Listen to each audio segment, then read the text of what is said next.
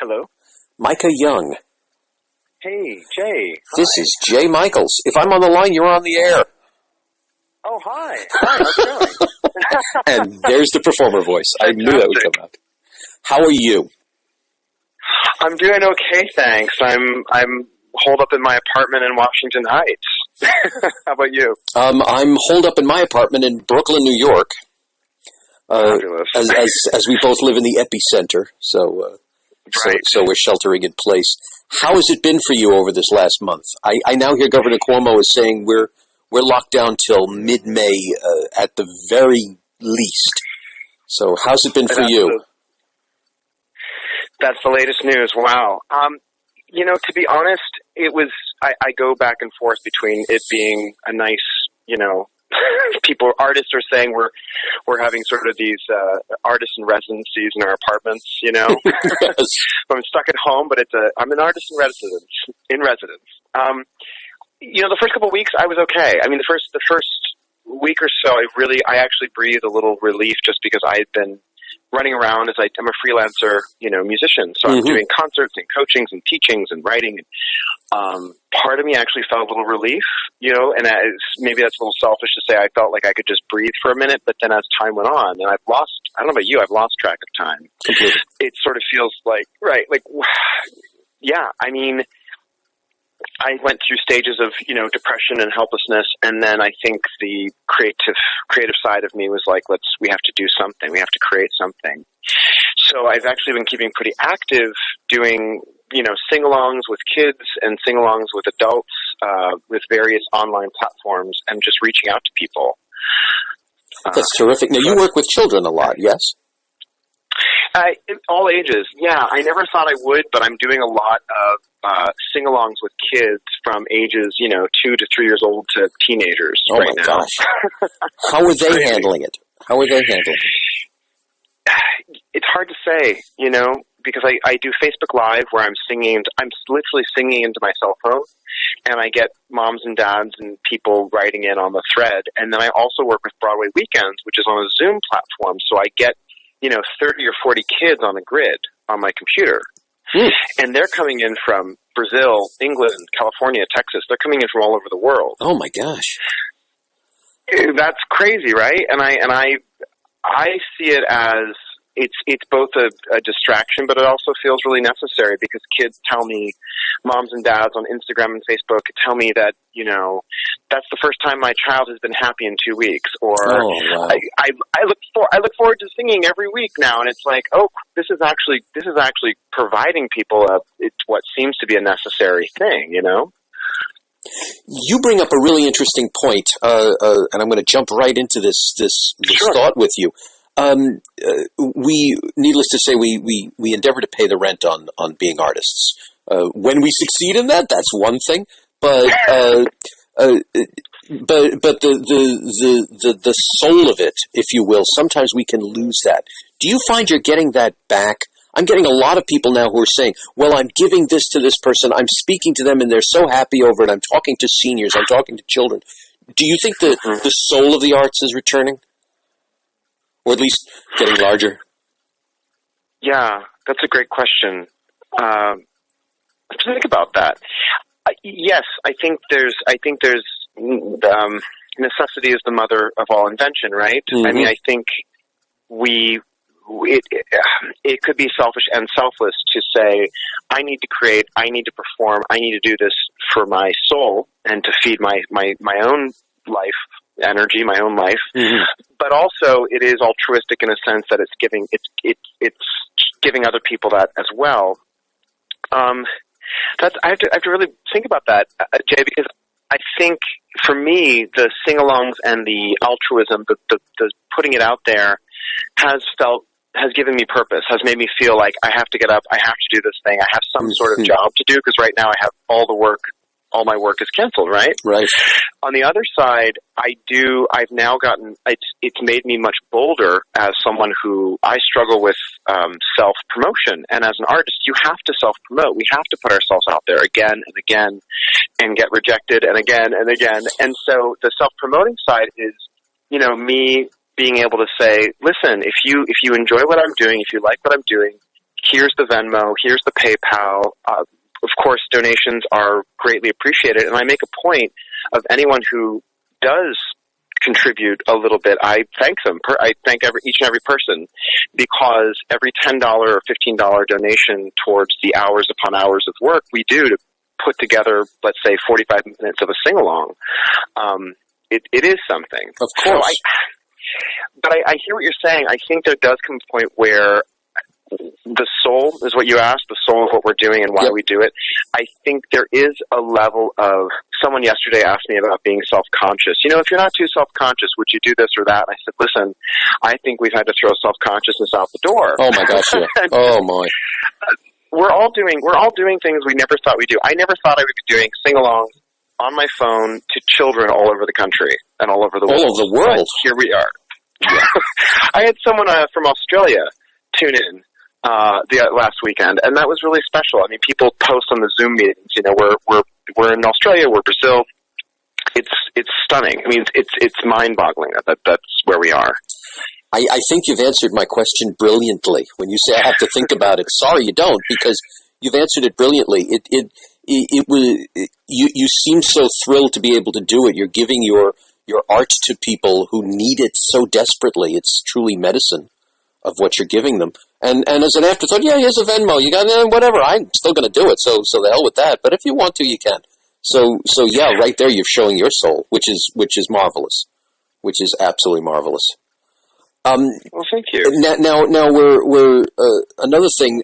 My wife is a musician. She's a singer and she's a voice teacher, and there are these softwares now where you can jam with other musicians, and almost in real time. There's no delay and things like that. So, and I'm hearing all about virtual theater projects and whatever. I ask this with excitement and fear. Do you think what do you think? Do you think we're coming into like a new kind of art? When let's put it this way, when the doors open, whenever Cuomo says the doors can open, are we just going to leave all this behind, or is this going to become a major facet of our lives? Well, I would love to know what software she's using. I still struggle with the delay when I teach.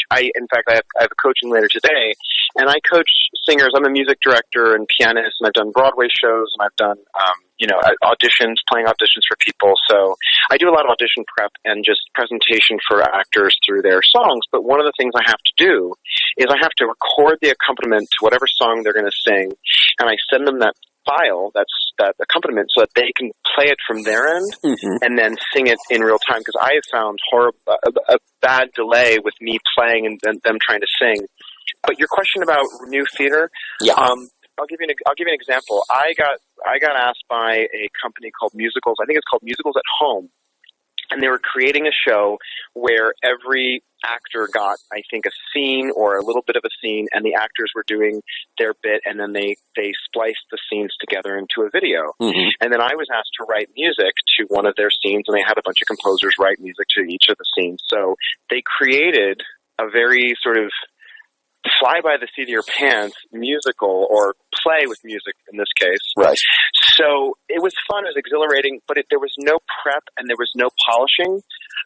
There was an interesting article in the New Yorker that spoke to this, which is that we are now pulling back the curtain. All the artists are doing all of these concerts in their living room, and we're doing sing-alongs in our living room with, I'm wearing, a shirt and, shorts, and I'm not wearing shoes. I'm not getting dressed up for the concert. Do you know what I mean? Yes, I do. I mean, sometimes we're not wearing pants, and that's okay.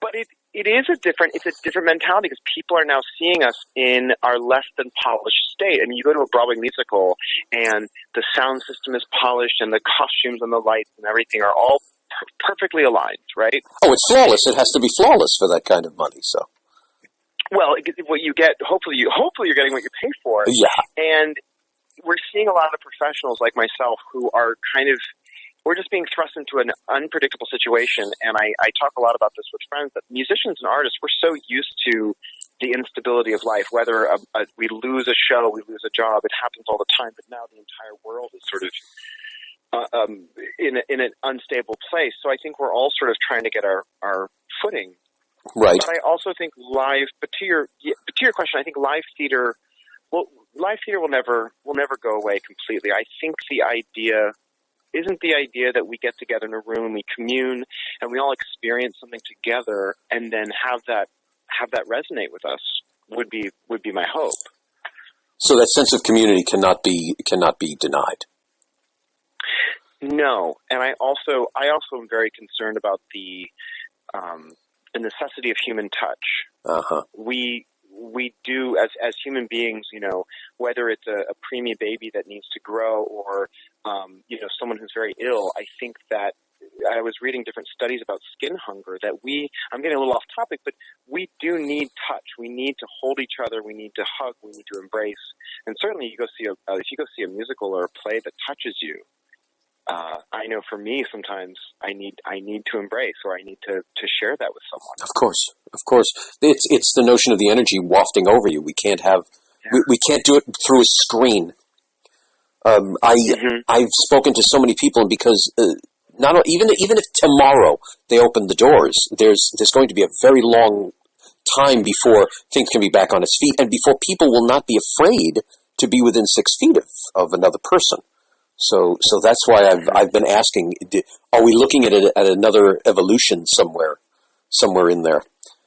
You bring up the point of touch very well. You say you get off topic. You're wrong again, because that's exactly right. It's the sense of coming together of being involved. Though I do get the idea that virtual theater may end up becoming much bigger than we imagine. You bring up another interesting thing about the audience seeing us in our underwear, if you will. Mm-hmm. Do you think that's? Now, I had to laugh loudly. I did a Zoom interview not long ago, and I put on a shirt, I put on a blazer, I combed my hair, the whole works, but I was still in my pajama bottoms. So right. I won't even say who I was speaking to, because they'll be furious that I was in my pajama bottoms while I was talking. But do you think we're how do I put this? The really talented.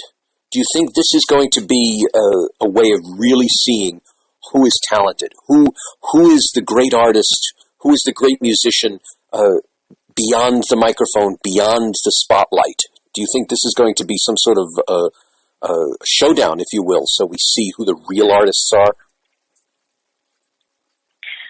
That's another great question. You made me think of a lot of things. I think this situation, for those of us who are doing Zoom meetings at home, I think this situation is proving.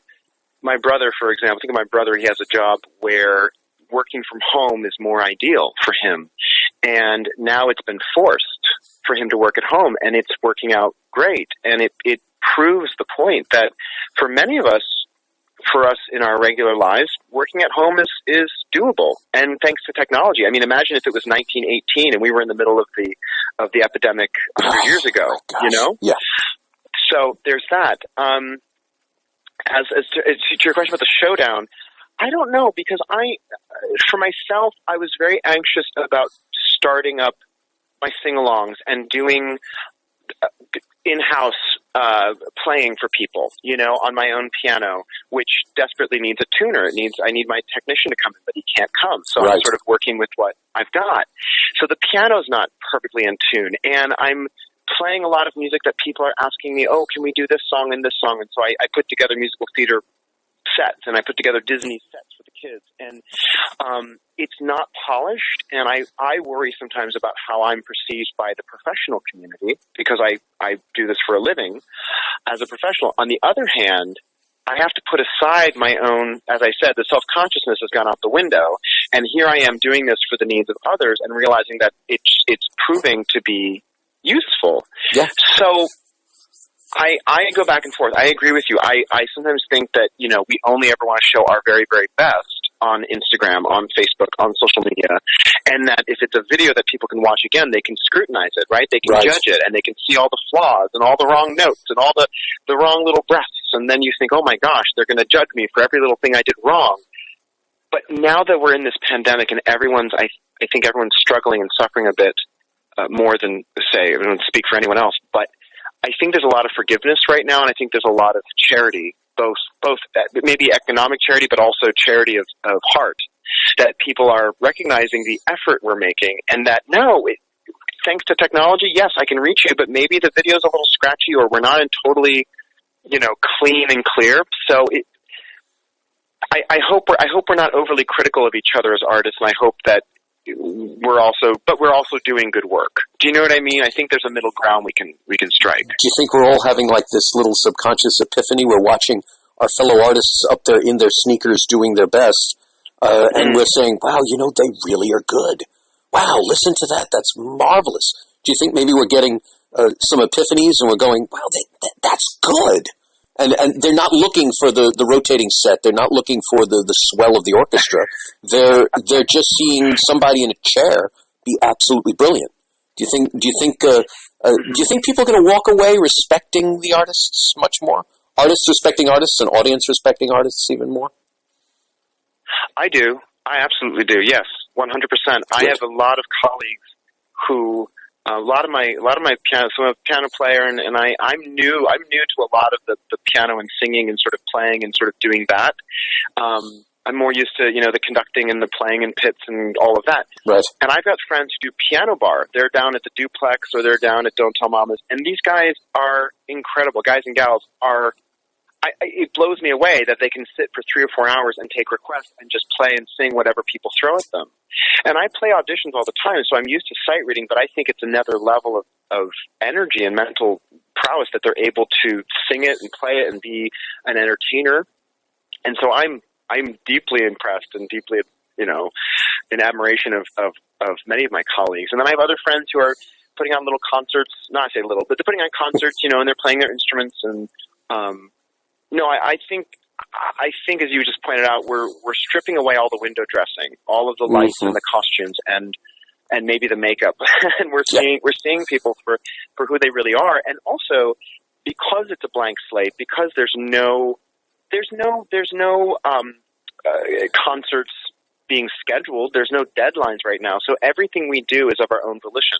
If I decide I'm going to do something, I just post it and say I'm going to Sunday night at 6 o'clock. I'm doing a sing along, and people will find me and show up. And so you're seeing people gravitate to what they want to create without the forced deadline or job description of a producer or someone else's agenda. Or getting back to even my first question, or payment. Well, there's that too, and yet I am also deeply grateful. So many people in my life have come out of the woodwork, and people I don't know have come out of the woodwork to show their appreciation.